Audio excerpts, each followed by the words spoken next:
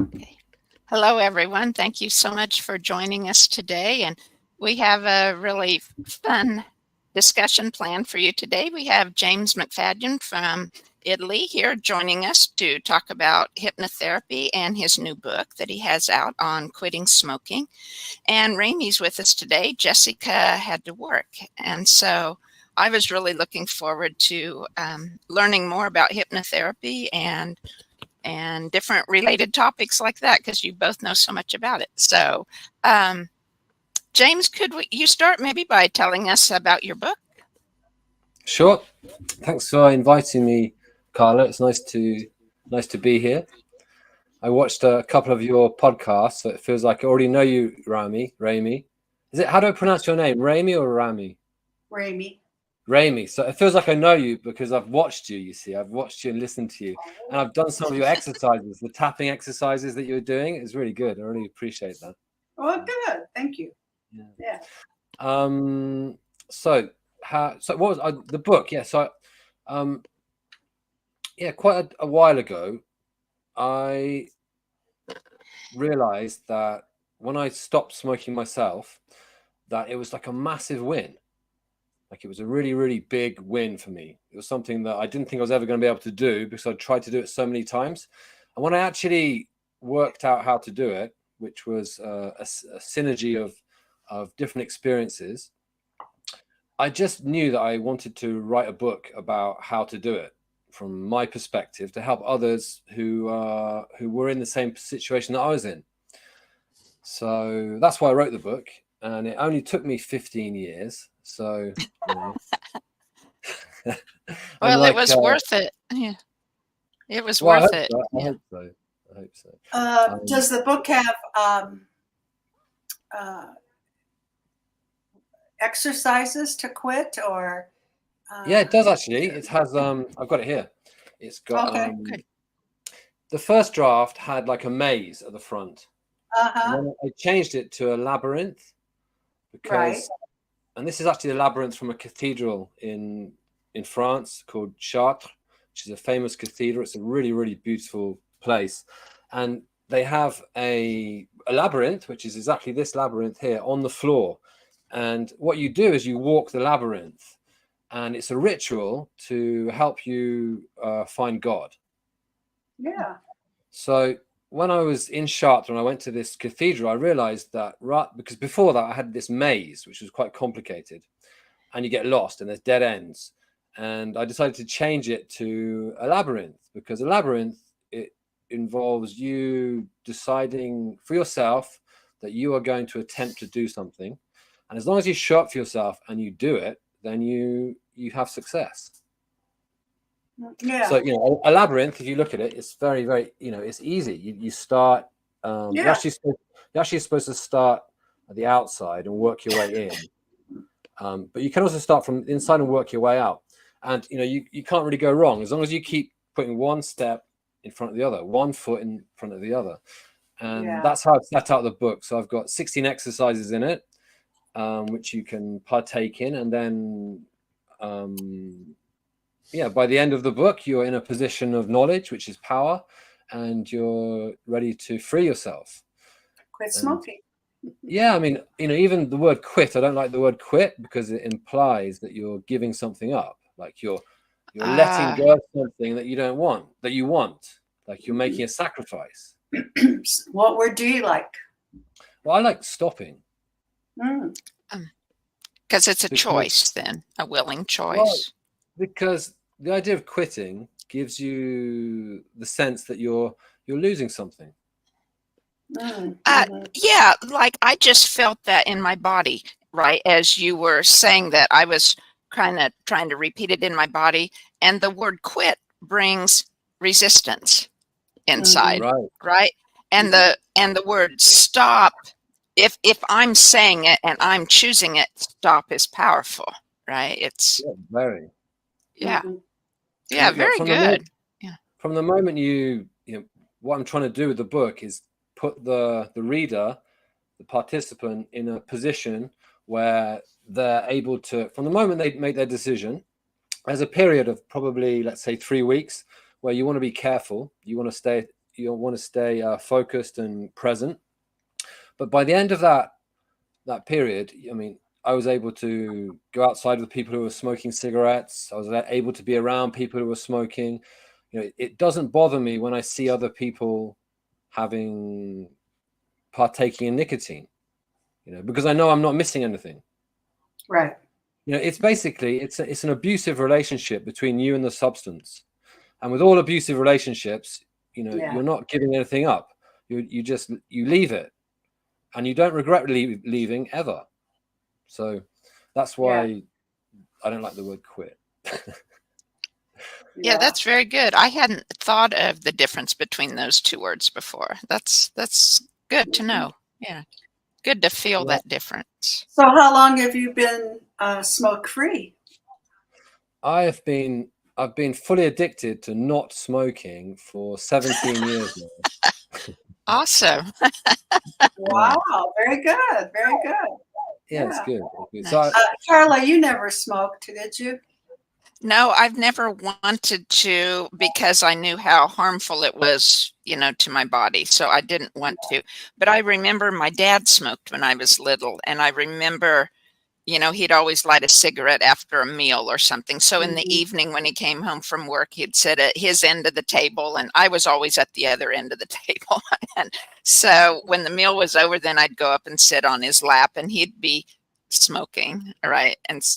But it didn't cause me not to want to be on his lap, but that's one of my memories. And he quit cold turkey just because he got hiccups really badly from smoking, or that had developed. So in order to quit having the hiccups severely, then he quit smoking. So I have a funny story to tell about smoking. I took my mother back to former Yugoslavia to see her sister. And so we were leaving Yugoslavia. And so at the airport, I went to check on the tickets. And this lady is smoking behind the counter. And she had to put out her cigarette to talk to me. I thought that was so funny because we don't do that in America. Yeah, and if you're from Yugoslavia, I think it's in your blood. You just smoke. They just all smoke, you know, they just all the time. So I did smoke. Yeah, I did. Luckily, I quit when I quit drinking because I thought, I tried it all. I played every game in the book. Okay, I'm only going to have a cigarette when I have a glass of wine. I'm only going to have a cigarette, blah, blah, blah, all that. And then I decided when I quit drinking that I'll just quit smoking because I won't know the difference on my body, you know, because I'm going to have withdrawals anyway. So it'll be cigarettes or alcohol. So just quit it all. And it has worked. It's been 25 years. So I'm very happy. I don't smoke anymore. My children smoke and they want to quit, but I don't know if they'll. Well, if you can get them to, I give the book away you can either buy it paperback version or you can get it for free on my website. So if you want to give them a link and get them to have a read, it's designed not to demonize smoking. I mean, I love the smell of smoke. I have no issue with the actual smell of it or, you know, the manuality of it, the way you use your hands, all these types of things. It's designed for people who perhaps don't have so much willpower like me, or some people are able to just stop cold turkey, like your good self, Ramie, and your father, Carla. Other people, they don't have that willpower, that inner strength, which they can actually generate. So this book is about generating that energy, that power, so that you just blow it away.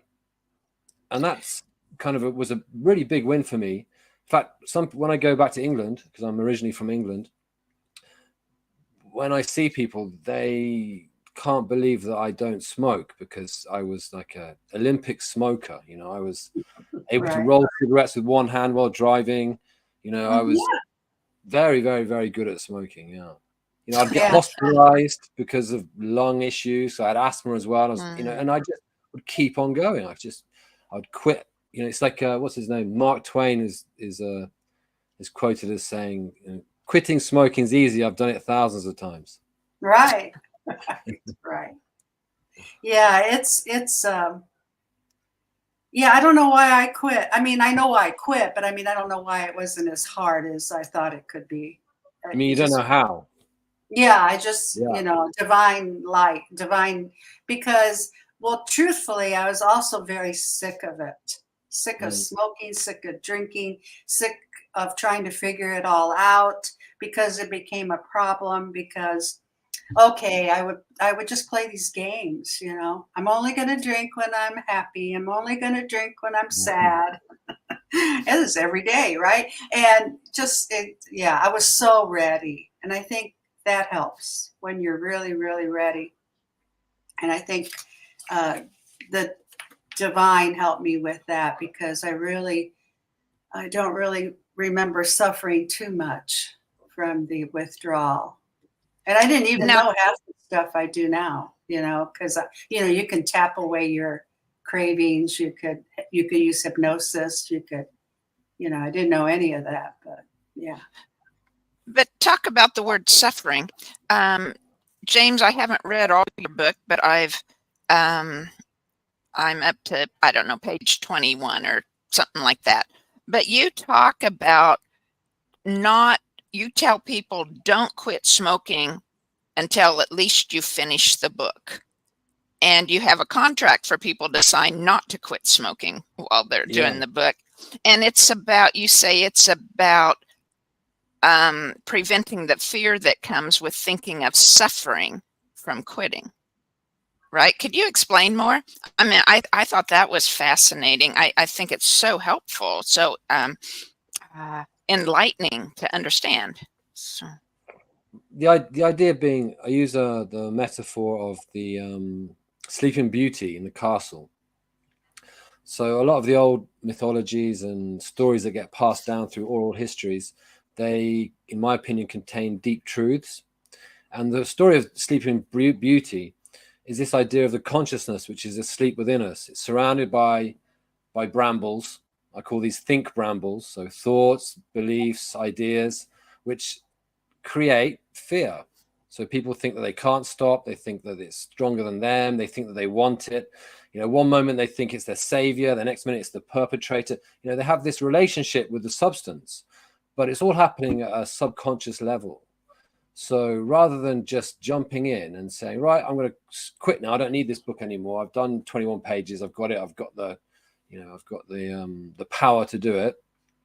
And then later on down the line, starting again, I want people to stay relaxed. I want them to take a journey, understand what's happening just below their conscious mind, to get a deeper understanding of their relationship to their emotions, their needs, what happens within them, physiologically, psychologically, the mind control which has been involved in it, which we've all been exposed to the point where when you finish the book, it's you can make an informed consent. Right. Yeah, it gives you I would guess it gives you a leeway and permission to think about it a little bit differently. You don't have to quit smoking. You want to quit smoking. You don't have to suffer. It's a choice. But you probably will a little bit because withdrawals are withdrawals, right? But that's the thing, if you could just be kind to yourself, just to be gentle, because it's a habit that you have to break. It's I don't know if it's any different from any other habit we have. Well, because may I interject there for a second, Ramie? Sure. So, I live in Italy, but I'm originally from the UK, and in the UK we drive on the left, which is the opposite of most of the world. So I grew up, I learned how to drive on the left. I learned to get into the car on the right-hand side of the car. No. Yeah, on the left-hand side of the car, and the steering wheel's on the left, And, you know, every day I'll get into the car and the steering wheel's there in front of me. I drive on the left. No, it's on the right. The steering wheel is on the right. I get into the car, I drive the car, and I drive on the left. You know, I got into the habit of doing that. That's a habit. When I moved to France, I used to live in France, I had a problem. I would sometimes get in the car and drive on the left in France, where you drive on the right, usually. And I'd come up against some traffic and, oh my God, what have I done? And I'd do that perhaps once or twice, and then I never did it again. Now, that's a habit that I broke just like that. I just stopped it straight away. And when I got in the car, to remind myself that, you know, I'm driving in France, we drive on the right. I'd say it a couple of times, and then the new habit would happen. Also had a habit when I was at university of going to sleep with the television on, until I realized that I wasn't sleeping so well. So I stopped that habit. I turned it off. So there are habits that we can switch out of very easily, very quickly, because we understand the harm that it's causing. We understand the relationship to that behavior. And then there are other things which are more likely to cause what we call addiction, or habitual nicotine use. I would call an addiction, where there's something we're not really aware of which is happening. So it has that ritualistic aspect of a habit, but it also has this physiological hook, which, if you're not aware of it, you can get stuck in this cycle, which, you know, I call the 3-step shuffle. It's the dance. It's like one step forward that you're really aware of when you're smoking the cigarette or vaping or chewing the gum. You're aware, you experience what you think of as pleasure. And then over the next 45 minutes to an hour, there's a withdrawal of the nicotine, which is creating a craving, which is a barely conscious discomfort that you feel, which you're not really aware of. And then you have a thought, oh, gum, vape, cigarette, whatever it is, it comes up. And then you take, you know, your nicotine, and you experience the relief from that discomfort that you've been experiencing for the last 2 or 3 hours that you've been barely conscious of. So it's one step forward where you take the nicotine, and then 2 steps backwards when you're not really aware of what you're doing. So if you're under the illusion that you're going forwards with that one conscious step, but you're unaware of the 2 steps back that you're taking, where you're going through this very subtle withdrawal. So for me, at least, and the people that I've worked with, it's been really helpful to understand that there's to get into contact with your sensations that are happening in your body, to bring light to those 2 backward steps. Because then you realize, you know, that, yeah, you're right, it's just a habit. It's a habit with a caveat, which is also some physiological sensations. Right. Right before we got on, I have a friend who's an alcoholic, and she called me this morning. She doesn't have a vehicle. And I picked her up to go to work, and we had to stop at the store to get her a small little container of wine because she was shaking so much. And she drank it. And I said, "Are you better?" She said, "I'm better." I said, "What's going to happen in an hour?" Because I already know, right? And you know. She said, "Well, I brought a backup one." I go, "Yeah, okay, but it's 9:00 in the morning. You're going to be there all day. Did you bring 7 backups?" No. So, yeah, it's really hard because you get the pleasure when you get the craving, and then the backdrop is the other. You know, you're not thinking of what's going to happen, but you always crash. Yeah, the 2 steps backwards, right? It's the same. Yeah, It's the same process. It's the same. I thing. mean, often you experience the example of being in an abusive relationship. It's the same thing. It's the same process. You have, you know, it can be violent or psychological abuse. It doesn't matter what it is. Right. You experience discomfort, negative feelings, fear, pain, lots of things. And then both the abuser and the abused then realize what's happening, and they feel terrible. And then they make up. And that's relief. That's relief. That's the relief from guilt from the perpetrator. And the victim is filled with hope that they can build a better future. And then the cycle happens again. Yes, and it's this three. The only way I know how to describe it is the 3-step shuffle. And it seemed, I used to be addicted to gambling as well before cigarettes. So, I've had my fair few addictions myself. And one thing that I really couldn't understand was I read somewhere that, you're not addicted to winning, you're addicted to losing. And I was like, I just couldn't get it in my head. I mean, I was young, so I had a lot to learn. But now, I see it so clearly. I mean, it used to be written on the machines. It still is when you go to a casino or somewhere. It's still written the payout. So it literally says on these machines, it says 72% payout. That means that every dollar you put in, you're getting 72 cents back. That's in the long run, and that's by law. They have to follow that. So literally, it's telling you there that you're giving them, what's that, 28 cents every dollar that you put in. Right. And that creates a pain. Every time you put it in, you're losing. You're creating this pain. And then you put your dollar in and you win $100. Whoa, it's exciting. Whoa, relief from all that pain. I'm gonna, all these thoughts come. I'm getting my money back. I'm starting to feel better. You have this strong adrenaline rush. A lot of dopamine is released. And there you've got it. You've got that one step forward that you're really aware of. And then then you start again. You keep doing one in.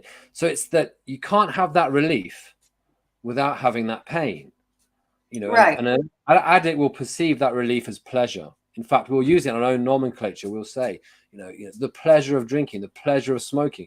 It's like, well, let's come to terms with that. What is that really? Is that really pleasure or is it relief? And when you start to create these terms, you can start to create a different mental posture, if you will, towards what's happening within you. And that's where, you start to link in with your sensations, your emotions, and you start to bring these 3 spheres together, the mental, the emotional, and the physical, and make a choice to, quit that abusive relationship, to get out of that abusive relationship, to stop using that substance, to whatever that cyclical negative behavior is. You can have some, you're empowered in a sense. You can choose to take on that battle. Yeah. There's a friend of mine who's an NLP master trainer. He has a whole philosophy using NLP for addictions. And I have not yet taken the course, but I'm just curious as to how he does it. Because do you have to do the course? Do you have to first become an addict? Well, I was, or I am. All right, you're okay. But if you're not, then we're going to start off doing a bit of methamphetamine. When you're fully hooked, come along and we'll teach you how to quit. Yeah, right. Something that came up for me, Ramie, when you were talking about your friend in the car.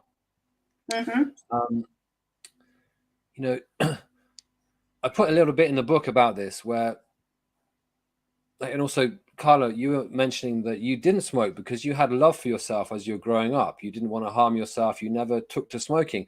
Well, the way I grew up was a little bit different. I was quite rebellious, quite self-destructive. I didn't have a lot of love for myself. So the idea of becoming addicted to something or doing harm to myself had an allure to it. And I think that's true for a lot of people. The idea of actually doing harm to yourself when you're not having a loving relationship with yourself is not something that's going to stop you from starting down roads which people are telling you are going to end badly. So there's different reasons why people take substances or don't take substances. And a very powerful question I found, which I learned through nonviolent communication, which is something that I work with clients with, is this idea of when someone's drinking, ask them the question, why are you drinking? Because that type of question brings in a whole other realm of conversation. Because you can talk about, you should stop smoking, you should stop drinking, you should stop taking drugs. But the question that's underlying is like, why? that was like the final jigsaw puzzle for me, because, you know, I stopped 980 times, and I'd always started again because there was this. Do you mind if I swear, Carla, on your podcast? No, you're welcome to say anything you want. Yeah. Yeah, there's this moment where you just say, fuck it. Like, you know, I don't care. I don't care if I get lung cancer. I don't care. I just, you know, I'm pissed off and I want to, you know, I want my pleasure. Right. And, you know, I realized that that was, you know, a sort of a hateful action towards myself. When I understood that, that really put me in a position where I was then able to, you know, start on a healing journey.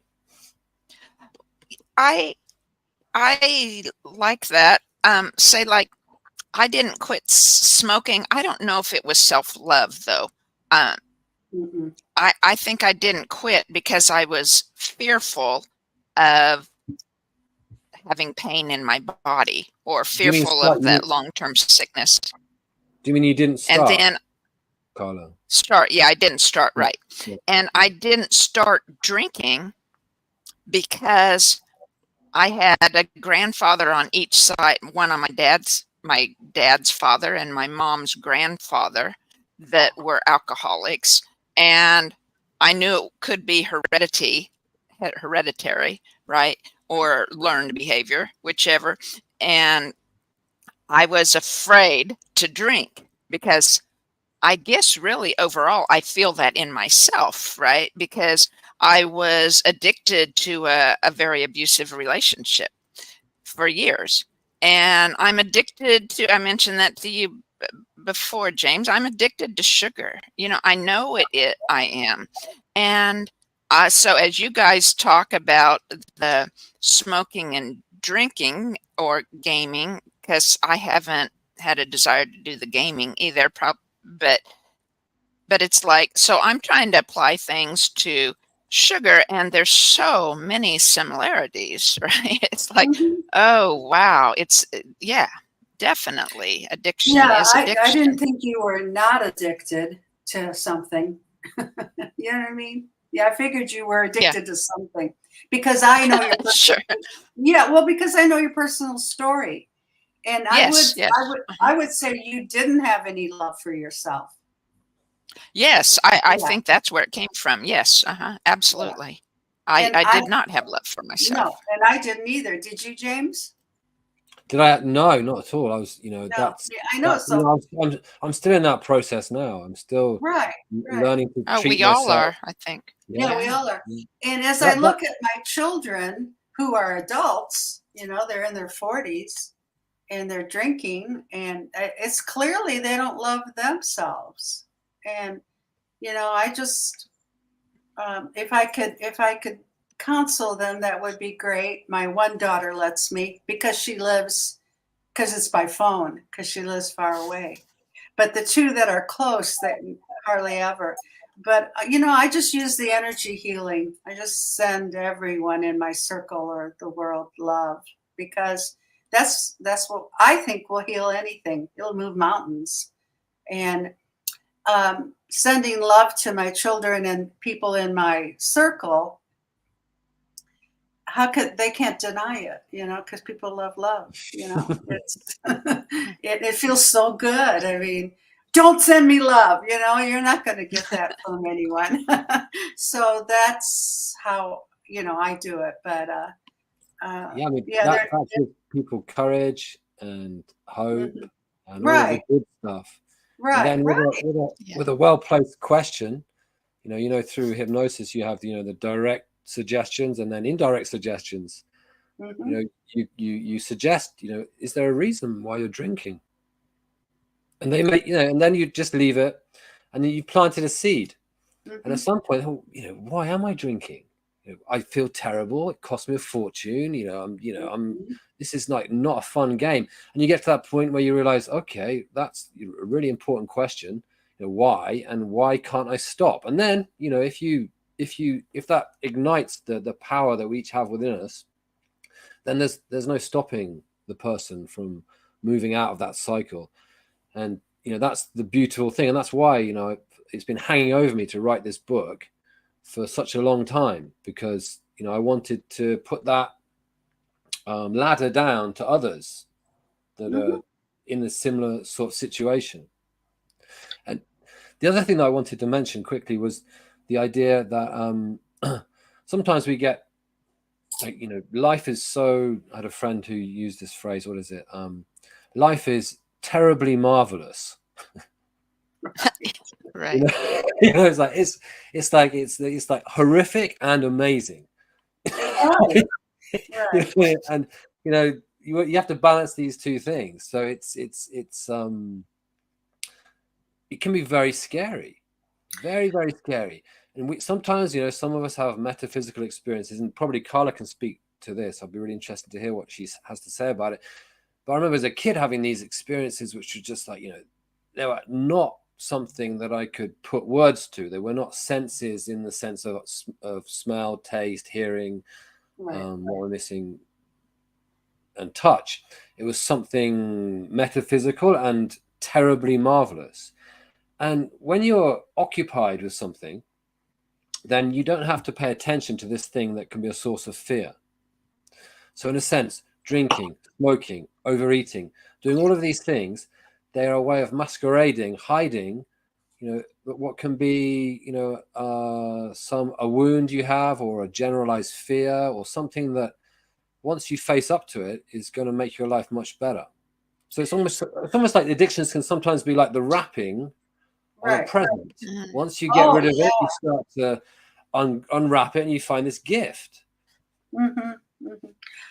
Well, when I started drinking, I was the life of the party. I had so much fun. Oh my God, I just drew this people around me, and I was funny, and it was all good until about 8 years into it. And then I noticed that I wasn't so much fun anymore.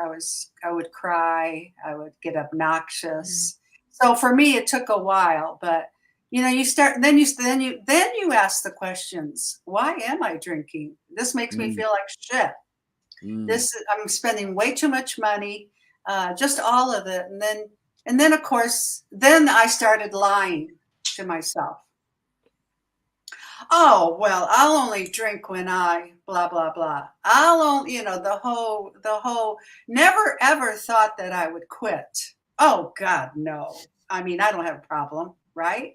And that took a while. That took a good while to realize that, this is not going to get any better. Honest to God, it's not going to get any better. Because I thought maybe I could. Oh, and I went to the library and I went and researched why we can't quit drinking.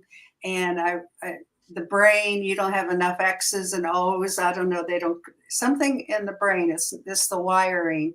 And I thought I could solve it. Oh, I was so into denial. And then finally I decided, this is not going to get any better. Literally, I thought, and I really think this might be true, if I didn't quit drinking, I would hurt someone or myself and not know it, because I was beginning to black out. And have you blacked out, James? Yeah. Yeah. Not through drinking, but through other things. Yeah. Yeah.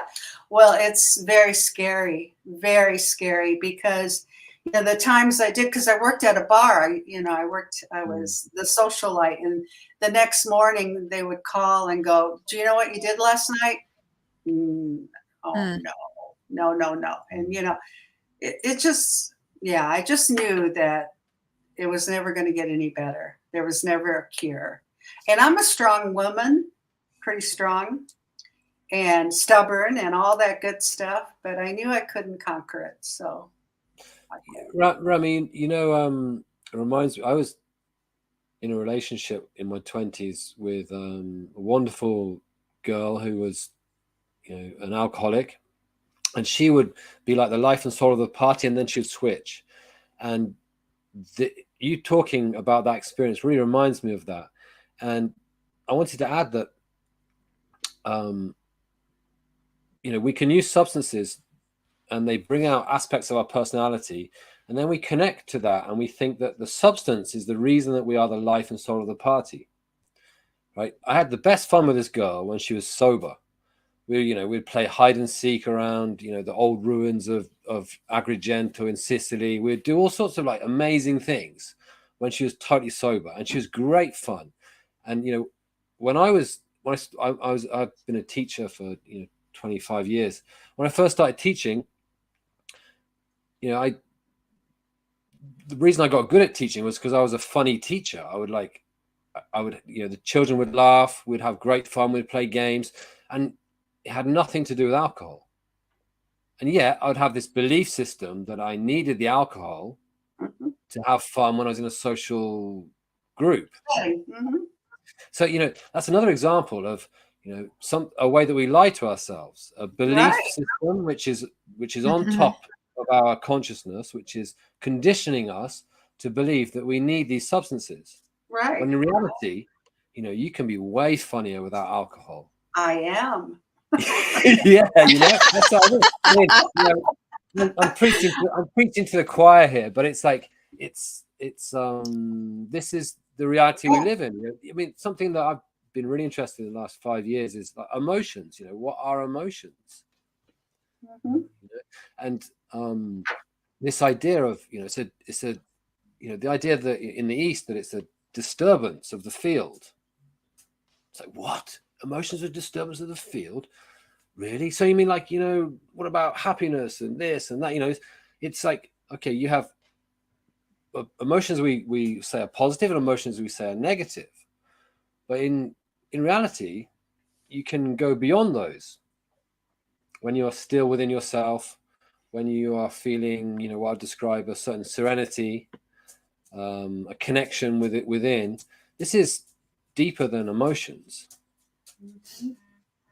So when we have these strong emotions, they can be positive or negative, there's this risk that we get stuck in a cycle of like wanting it more, craving it more, or having rejections towards things that we don't want. And we, in a sense, we identify with those emotions, be they positive or negative, and that's where we get stuck in these traps. That's where we get mind controlled by bigger, more intelligent entities. Right. Well, yeah, and something I learned in NLP, which I didn't know, when you're stuck in any pattern, whether you're an addict or not, or you're getting something out of it, negative or positive. And until you realize that, it's, what do they call it? The secondary gain. What are you getting out of this? Like the drama triangle. Right. Because people are addicted to drama. People need that chaos. They wouldn't know what to do in a meditation hall to save their life, because that would be too quiet for them. So it's very, very, very difficult. Very, for someone, impossible sometimes at first. Yeah. That's very interesting. The drama triangle. The triangle, they call it. It's got a specific name. I forgot what it's called. It's like you have the three roles that people often take. You have the savior, the predator, and the victim. Mm-hmm. And if you find yourself in a relationship, it can be deep relationship, or it can be casual relationship, or just with people you meet in the street or in bureaucratic situations. You can find yourself in this triangle. If you're able to identify yourself in that triangle, am I being the predator here? Am I being the savior? Am I being the victim? Then in a sense you get to take a step back and create some space to have a response rather than a reaction. I mean, I practice this when I interact with bureaucratic entities, because I don't get on very well with governments and things. And Italy has a lot of governments and things. So you're not running for office. Well, you know what? Sometimes I think I should. Oh, maybe. I could dismantle the thing somewhat. Just start it. Someone needs to. Someone needs to. Oh boy. But I'll find myself oscillating between victim and predator when I'm in these situations. It's like, whoa, this really isn't helping me. This is really, negative to the situation. So, taking that step back. Well, that's being aware. Yeah. And I wanted to ask Carla that, something I really appreciate about you, Carla, is the way that you express when you're in a state of suffering. You explain, you're very clear about how you're experiencing something, what's happening, and then you take action to take yourself out of that reactionary state and put yourself into a response state. It's like I remember one thing you said to me once, you asked me, I was saying I was feeling anxious about something, and you said, are you feeling anxious or are you feeling excited? Because it's the same energy, James. And I was like, yeah, whoa, it is. It's how I choose to respond to that vibration. right, yeah. I don't. I guess I should say I don't probably see myself as positive or strongly in that light as you would see me. But that's probably just part of my old pattern too, right? My old story of not being good enough or whatever. But reminding myself to see excitement instead of fear or anxiety. I have to remind myself. It's like you get caught up, like we were talking. You get caught up in those old patterns of reactions, and to be able to have a pattern interrupt. And I think that's what's so great about so many modalities and so many just thoughts, or even our conversation. It's like, we learn things that can serve as that pattern interrupt, right? But wow, I see you as very courageous. I don't see you from hiding from anything. I see you express it. It's something that thank you. Thank you. I appreciate that a lot. I think many times I have been courageous, and sometimes it's something other than courage that drives it. Like in my past, I think now I do more from courage. I think in my past it was more fear, or to prove myself, as say the unworthy story. Say like I was good in sports, but I didn't see myself as good. But say like my brother played tennis, and they didn't have a girls team. And so I thought, well, he does it, I can do it. So I don't know if that's probably not quite the same thing, but it wasn't courage. I think part of it was probably to see if I could do it as good as he was, or something. Maybe. Yeah, that to me is a definition of courage. Okay, like, well, that's good. Having fear and doing it anyway. Doing it anyway. Yeah, that's it. And that's something that I really got from reading your book as well, is this indomitable courage of busting through. And that's something that has stayed with me from all the stories I've read. I've read and listened to many stories of people who have come out of deep suffering and come to enlightened states. And I don't see enlightened state as a final destination. It's like it's a continual spiral that's going up and up and up and up, and no one actually knows where it's going. We just know that it's either feeling better or it's feeling worse. And these addiction cycles are definitely ones which are going down. And if you're lucky enough and you have the courage, you can start to send them going back up. And like so many of these stories of enlightenment, these upward spiralings, your story was very inspiring to me, Carla. The courage that you presented and worked, the fears that you worked with and then presented in your book, you know, it's one of those stories for me. It's like it's inspiring. It gives me that. Thank you. Yeah. So Thank you so so much. that's why I say that I perceive you as not hiding from anything. From, if someone says, how are you doing today, you don't just say, oh yeah, I'm doing fine, but inside you're not doing fine. You say, actually, I'm not doing so well, and this is why, and this is what I think I can do about it. And you know, that for me is courage. Yeah. Well, I need to see myself more that way. I think maybe a turning point in the courage came after my marriage to a drug addict alcoholic, and it was abusive, but of course I was in it for several years, but it was like I found myself dying in that relationship, that my inner self, right?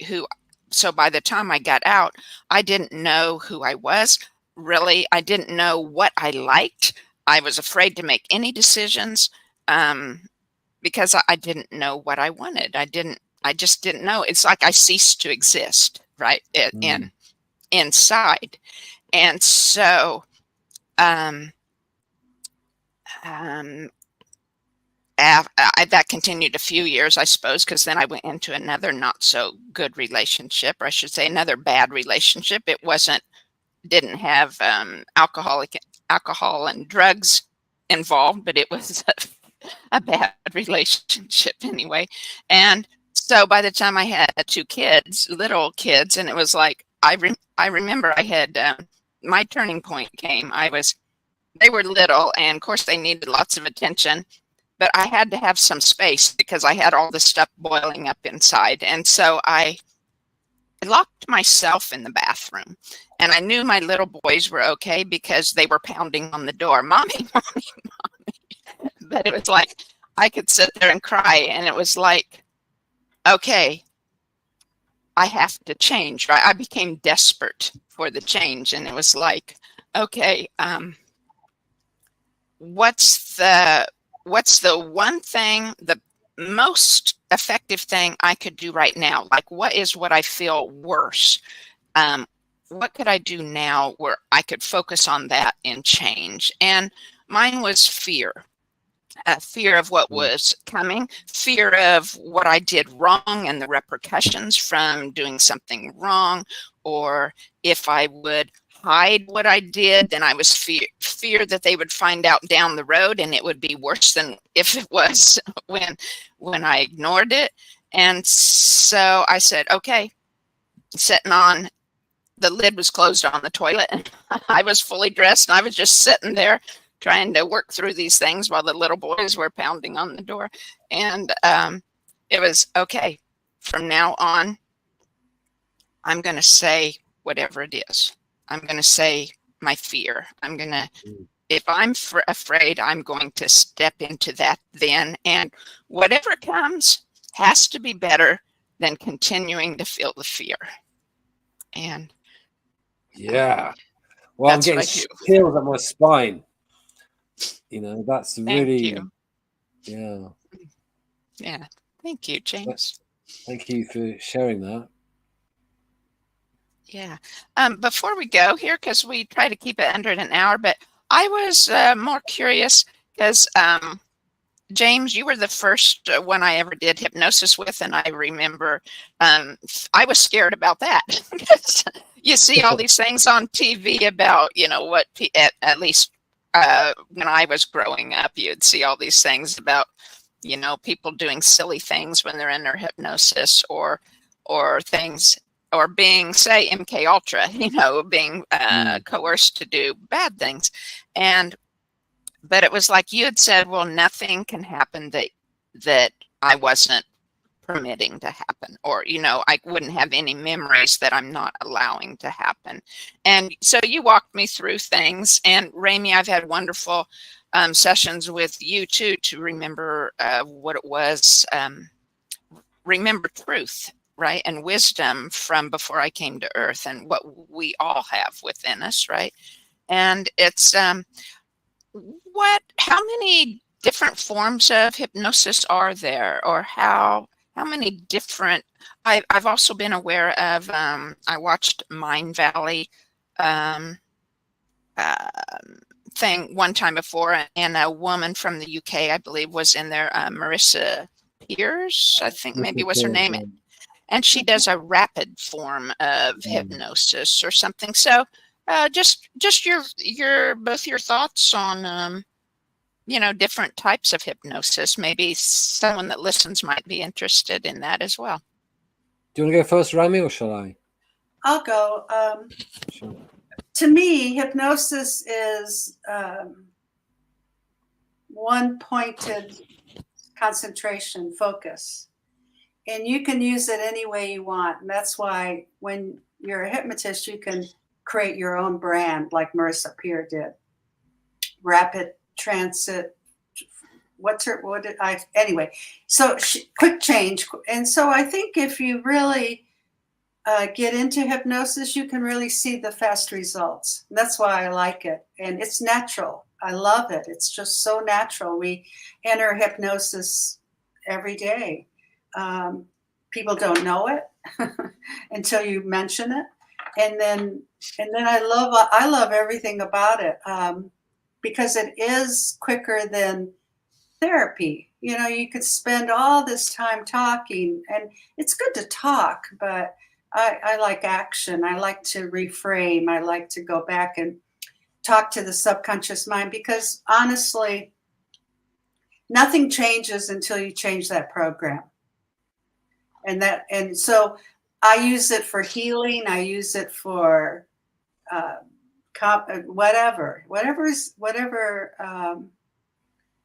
whatever is needed at the moment. And like yesterday, I had a client who had a challenge, and I asked him, where did he get that from? And I was so surprised. He remembered. It was 10 years old, and he a child of divorce. And when his father left, he showed no emotion. And the mother was very, very upset. And she told him, well, now you're the man of the house. And at 10 years old. Oh. And he didn't know he was really angry about that. And I said, and all I told him was, that's okay to be angry. I mean, you kind of lost your childhood because now you have to be the man of the house. So I took him back into the 10-year-old, and I asked him, what did he feel? And he said that he felt like he was in a pillar of flames, red flames. I said, wow, that's fascinating. Stay there. So I had him just feel it, feel it, feel it.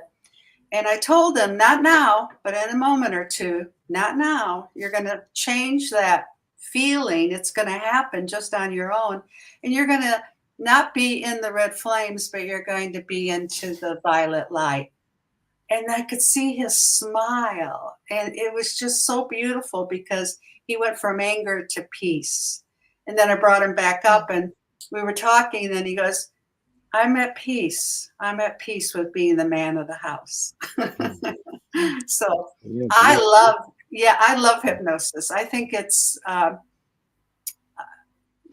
just think it's very good remedy, very good medicine. I think if you can capture the moment when you created that belief, that's even more powerful.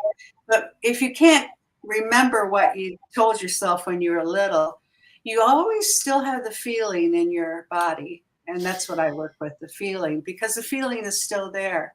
And if you can reframe it, change it, heal it, forgive it, be mad at whatever you need to do.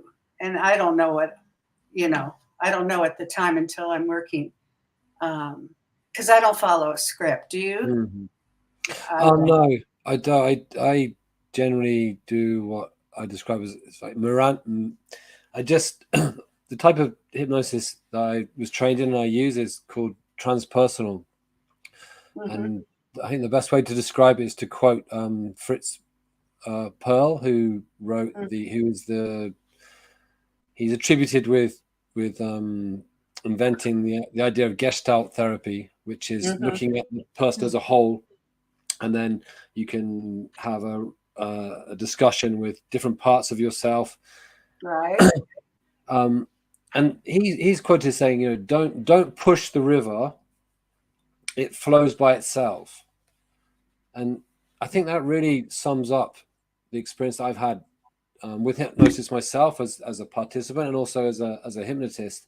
This idea that the client, the participant, knows where they want to go, and you're creating, as you said, Ramie, that single focus. You're helping them to stay in that relaxed state of introspection, where they can travel within their psyche and come to wherever they need to go.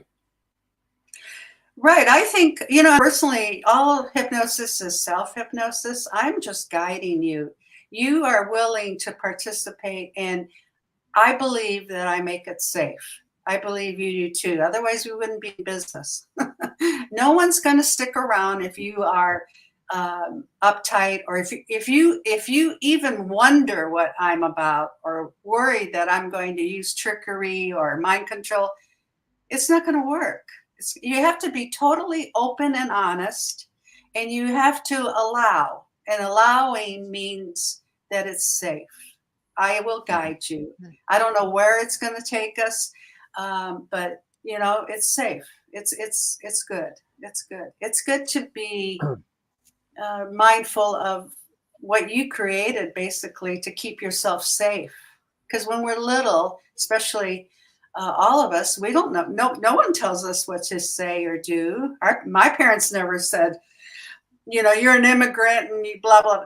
No, they didn't even know, because they were battling their own demons. And so we create these programs to keep us safe. And unfortunately, after so many years, it doesn't work anymore. And this is what I tell people when I'm introducing hypnosis in a discussion or speech or a gathering, is we change everything. We change our programming, we change our oil, we change our diet, we change it. But we haven't really, until lately, start to realize that we have to change our mind, you know, because we're fixated on that. And, you know, if you keep doing the same old thing and nothing changes, then it's not it's the program, you know, and and that's it. We have the ability to change. That is so beautiful. I think it's brave, it's honest, it's vulnerable, but it's possible. And who doesn't like a hope, right? Because you don't have to stay the same. You can get help. That's a strong belief that sometimes needs to be challenged, that one of not being able to change. So something that's really worked well for me is this. I'm very skeptical, but I'm also open-minded. So I want to test things. I want to try things. I want to see what happens. And, you know, that's how I got involved in hypnosis, was through experiencing it for myself. I was a volunteer and, you know, had some really amazing results. So I ended up training to do it and to help others to, you know, answer the questions that they have. One of the most powerful sessions I had was, I went in with a question. My intention was, you know, what is forgiveness? Because I, you know, was having lots of negative thoughts, which were making my life less than wonderful. And, you know, they were intrusive. I couldn't overcome them, and they were going on for years.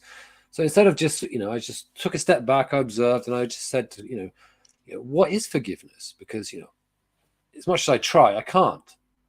You know, I don't want to I don't believe in forcing these things. So I asked the question, and I had this amazing experience of, you know, beyond words, of visions and feelings and emotions. And when I came out of the session, probably lasted about an hour and a half, the first thing in my conscious mind said, well, what was all that about? What had nothing to do with your question? What a load of rubbish. And then just as this was happening, I was like, whoa, I'd literally experienced forgiveness versus non-forgiveness. I experienced it. Yeah. And I was like, oh my God, it's like, it just was so fundamental and changing, because It's literally like, which sandwich do you want? You want this one full of like dog excrement, or you want this one full of like mozzarella and salad? Which sandwich do you want, James? Which one do you want? You know, suddenly, you know, the question of can I forgive someone became just a, you know, a non-starter. It was like, you know, which sandwich do you want? Well, I want that one, please. Forgiveness is in a sense a selfish action, an action of self-love.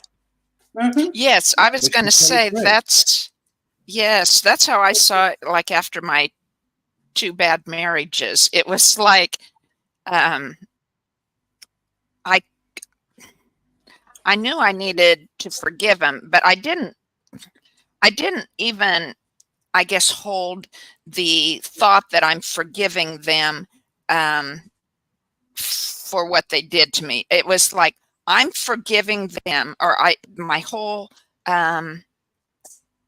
thesis in working through the months it took of forgiveness was so I can heal. Because if that unforgiveness stayed in me, then I can't heal from it. And I wanted so desperately to heal from those wounds that I had to forgive. Right.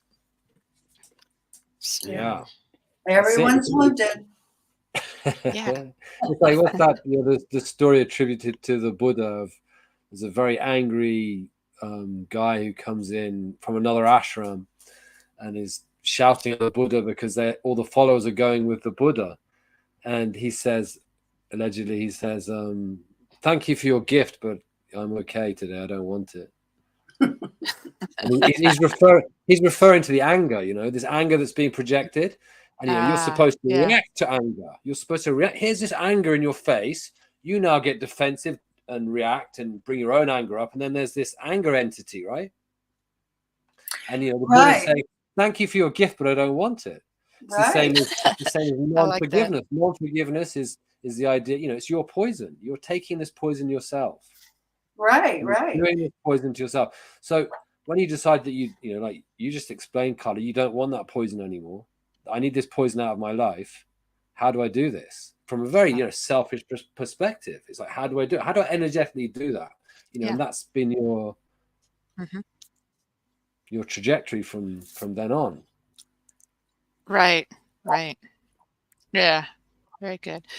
Well, I guess we've gone to the hour here. It's been a delightful conversation. I've enjoyed every minute, and we but broke we'll your end rule, here. Carla.